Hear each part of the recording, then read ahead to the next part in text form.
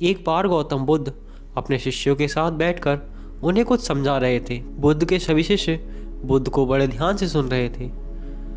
बुद्ध और उनके सभी भिक्षु यह देखते हैं कि उनकी तरफ एक आदमी बड़ी तेजी से आ रहा है और वह आदमी बहुत क्रोध में है और वह कुछ बड़बड़ाता आ रहा है। उस व्यक्ति को देख गौतम बुद्ध के कुछ शिष्य समझ जाते हैं कि यह व्यक्ति कुछ गलत करने के उद्देश्य से गौतम बुद्ध के पास आ रहा है। इसलिए गौतम बुद्ध के दो शिष्य दौड़कर उस आदमी के पास चले जाते हैं और उसे रोक लेते हैं और उस व्यक्ति से पूछते हैं कि तुम कौन हो और तुम्हें किससे मिलना है। वह व्यक्ति गौतम बुद्ध के शिष्यों से कहता है कि मेरे मार्ग से हट जाओ, आज मैं इस बुद्ध को सबक सिखाकर ही रहूँगा। उस व्यक्ति की बात सुन गौतम बुद्ध के शिष्य उस व्यक्ति को शांत करने की कोशिश करते हैं, पर वह व्यक्ति शांत नहीं होता। बुद्ध उस व्यक्ति को देखते हैं और मुस्कुराते हैं और अपने शिष्यों से कहते हैं कि मेरे प्रिय भिक्षुओं, उसे आने दो मेरे पास, वह मुझसे कुछ कहना चाहता है। बुद्ध की आज्ञा का पालन करते हुए बुद्ध के भिक्षु उस व्यक्ति के मार्ग से हटते हैं और वह व्यक्ति बुद्ध के पास आकर खड़ा हो जाता है। जैसे ही व्यक्ति बुद्ध के पास पहुंचता है, वह बुद्ध को गालियां देना शुरू कर देता है। बुद्ध उस व्यक्ति की गालियां सुनते रहते हैं, परंतु उसे कोई भी उत्तर नहीं देते। बहुत देर तक बुद्ध को गालियां देने के बाद वह व्यक्ति अपने मन में सोचता है कि मेरी गालियों का तो बुद्ध पर कोई भी असर नहीं हो रहा है। इसलिए उस व्यक्ति का क्रोध और भी ज़्यादा बढ़ जाता है और वह व्यक्ति बुद्ध के ऊपर थूक देता है। उसके बाद बुद्ध एक कपड़ा उठा लेते हैं और उस थूक को पोंछ देते हैं। यह देखकर गौतम बुद्ध के सभी भिक्षुक क्रोध से भर जाते हैं, पर बिना बुद्ध के आज्ञा के कोई भी भिक्षुक अपना क्रोध प्रकट नहीं करता।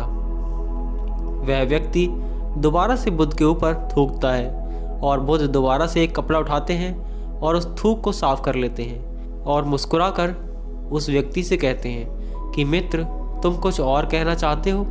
जैसे ही वह व्यक्ति बुद्ध का यह प्रश्न सुनता है, वह व्यक्ति भीतर तक हिल जाता है और वह व्यक्ति बुद्ध को कोई भी उत्तर नहीं दे पाता और तुरंत वहाँ से चला जाता है।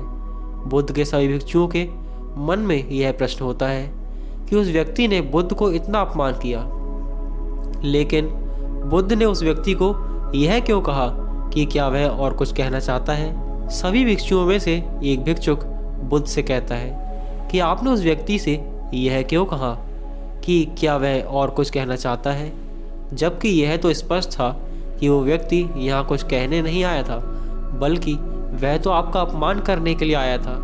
क्या आप उसके द्वारा किए गए अपमान को नहीं देख पाए। बुद्ध मुस्कुराते हैं और अपने सभी भिक्षुओं से कहते हैं कि मेरे प्रिय भिक्षुओं, अपमान और सम्मान उसे नज़र आता है जो इन दोनों से चिपके हुए होते हैं। मैं इन दोनों से ही ऊपर उठ चुका हूँ, इसलिए ना तो मुझे परेशान कर सकता है और ना ही सम्मान मुझे प्रसन्न कर सकता है।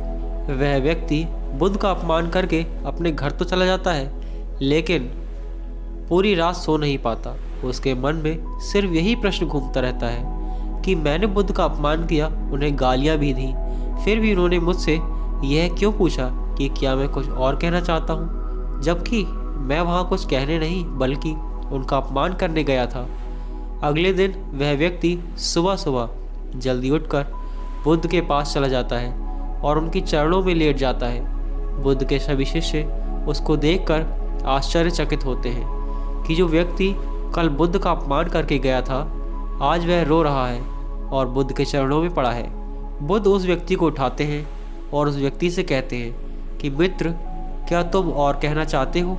इतने में ही बुद्ध का एक भिक्षुक बुद्ध को टोकता है और उनसे पूछता है कि बुद्ध, जब कल यह व्यक्ति आपका अपमान कर रहा था तब भी आपने यही बात कही थी, क्या तुम्हें कुछ और कहना है। और आज यह व्यक्ति आपके चरणों में पड़ा रो रहा है, आप तब भी यही बात कर रहे हैं, इसका अर्थ क्या है। बुद्ध कृपा कर समझाइए हमें। बुद्ध कहते हैं कि बात को कहने के लिए शब्द असमर्थ हैं। कल भी यह व्यक्ति मुझसे कुछ कहना चाहता था पर शब्द असमर्थ थे, इसलिए क्रोध में आकर उसने मुझ पर थूक कर इसने वो बात मुझसे कहने का प्रयास किया और आज भी शब्द असमर्थ हैं। इसके आंसू कह रहे हैं जो यह कहना चाहता है।